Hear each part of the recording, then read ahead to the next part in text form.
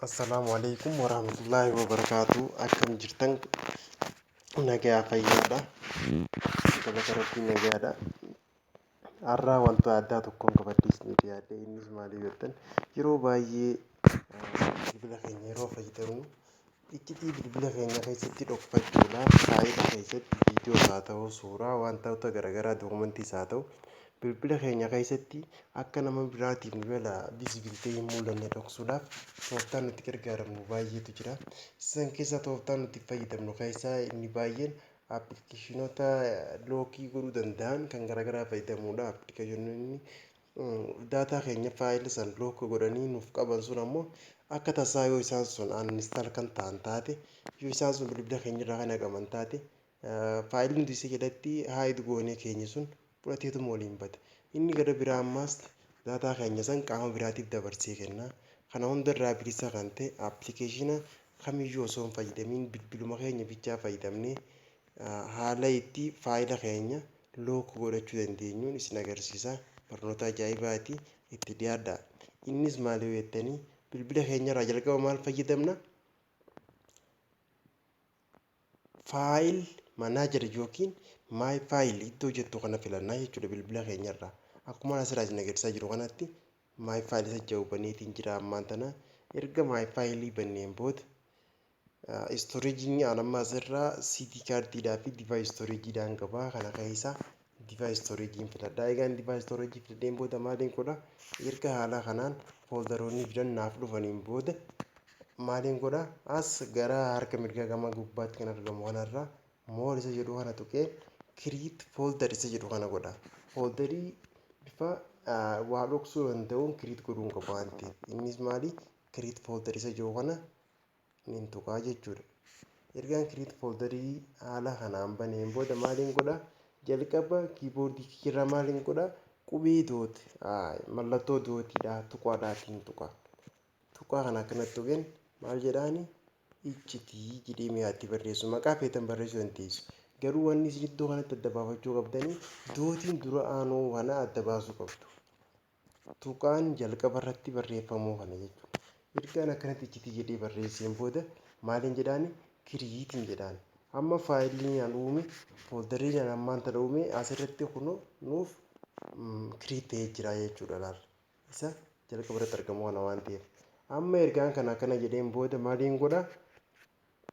Dookumantiis haa ta'u viidiyoos haa ta'u wantoota jiran keessaa gara faayilaa kanaatti immoo godha. Mee fakkeenyaaf suuraa jiran keessaa isa tokko fuudheen gara na fida.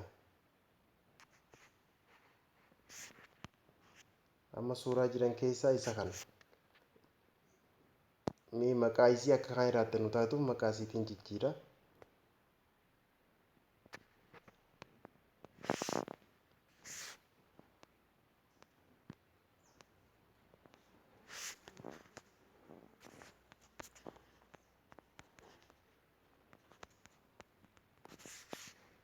Dalagaa gaarii maqaa jijjiireen jira.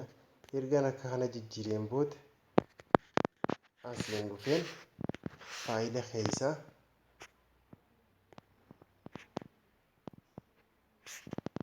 imeejisa jedhu keessaa dalagaa gaarii kan jedhu jalqaba irra jira. Kanaafuu isa kana akkanumatti salleetti godheen muuf godha jechuudha asirraa. Yeroo muuf godhe isaan dhaqa istooreejii lamaan naaruuf kana keessaa diivaayis istooreejii filadheen iccitii faayilii reefu nuti uumne amma jalqaba irra jira. Kanaaf isa kana akkanas filadhee asirratti maaliin godha? Peestii godheen asirratti sossoosaa jechuudha. Amma dalagaa gaarii inni jiru sun amma haala kanaan as keessa hin jiru garuu iccitii jala dhaqee jira. Amma suuraa keenya gaallerii keessa dhaqnee yoo hubanne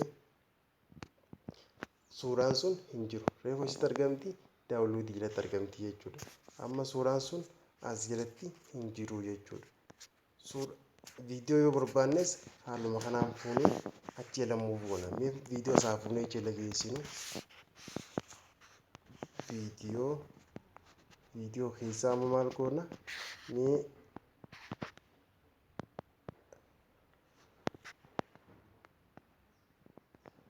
isaan lamaan kana keessaa tokko mi'aa fuunu haala kanaan kooppii goonee geessina.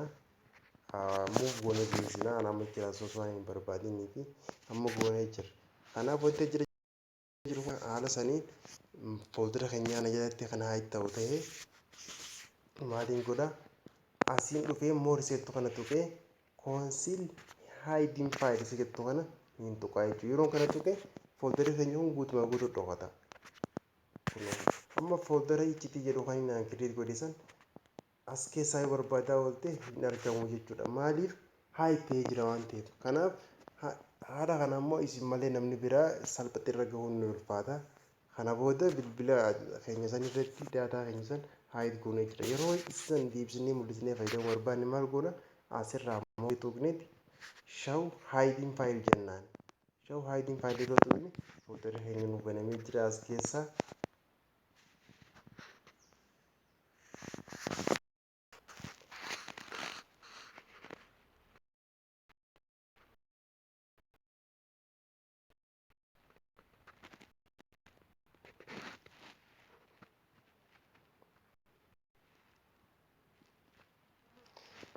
Kanaan nu banamee jira as keessaa fayyadamuudha jechuudha. Haala kanaan daataa keenya haayit godhachuu dandeenya jechuudha.